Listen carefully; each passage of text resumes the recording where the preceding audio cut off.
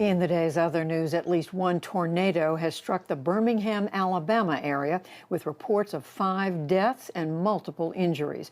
Officials say a storm hit a subdivision of Birmingham and several towns to the south. It tore up homes and a civic complex and ripped down power lines. Efforts to ship COVID-19 vaccines to needy nations have run into major delays. The Gavi Alliance, backed by the UN, says that 90 million doses of AstraZeneca's vaccine are affected.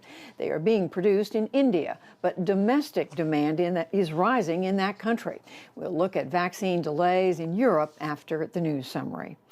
The suspect in the Boulder, Colorado shooting had his first court appearance today on 10 charges of first-degree murder. The lawyer for Ahmed Al-Aliwi Alisa asked for a mental health assessment. That will delay the next pre-trial hearing, and prosecutors said it could take a year to try the case. Today's court appearance is the first step in what will be a long journey to justice for the victims, their loved ones, and this community. And I can promise you every step of the way we are going to fight incredibly hard to secure the right outcome in this case.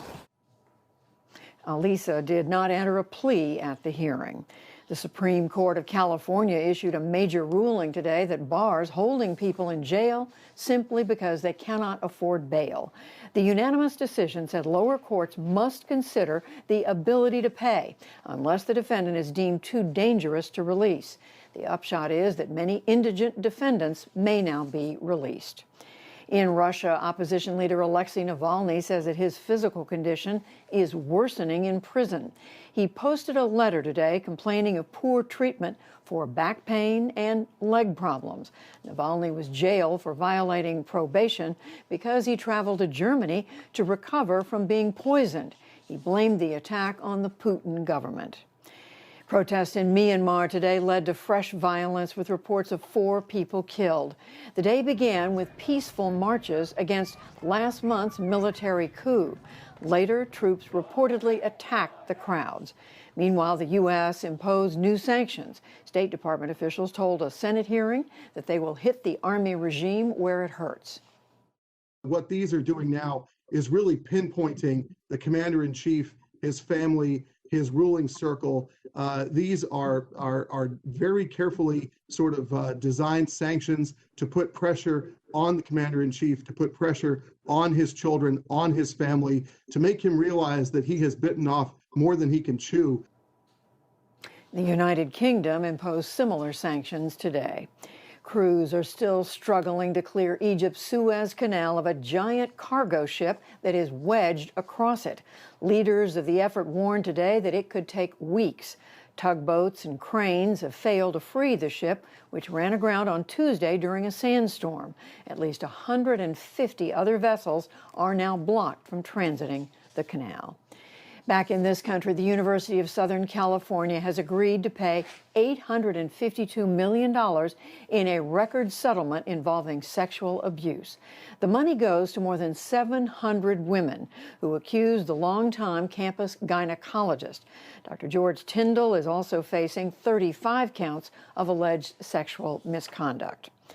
The U.S. Supreme Court says that victims of accidents involving Ford vehicles may sue the company in state courts. Today's decision includes cars originally purchased in one state and resold as used elsewhere. It could open the door to more state court lawsuits against automakers and companies doing business nationwide. In economic news, new claims for unemployment benefits in the U.S. fell to 684,000 last week, the lowest since the pandemic began. And on Wall Street, the Dow Jones Industrial Average gained 199 points to close at 32,619. The Nasdaq rose 15 points, and the S&P 500 added 20.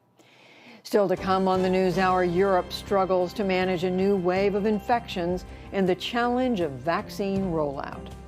Problems of equitable distribution continue to plague the Paycheck Protection Program.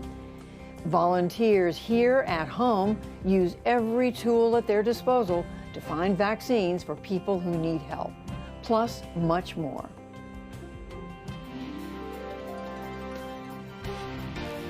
This is the PBS NewsHour. from WETA Studios in Washington and in the West from the Walter Cronkite School of Journalism at Arizona State University.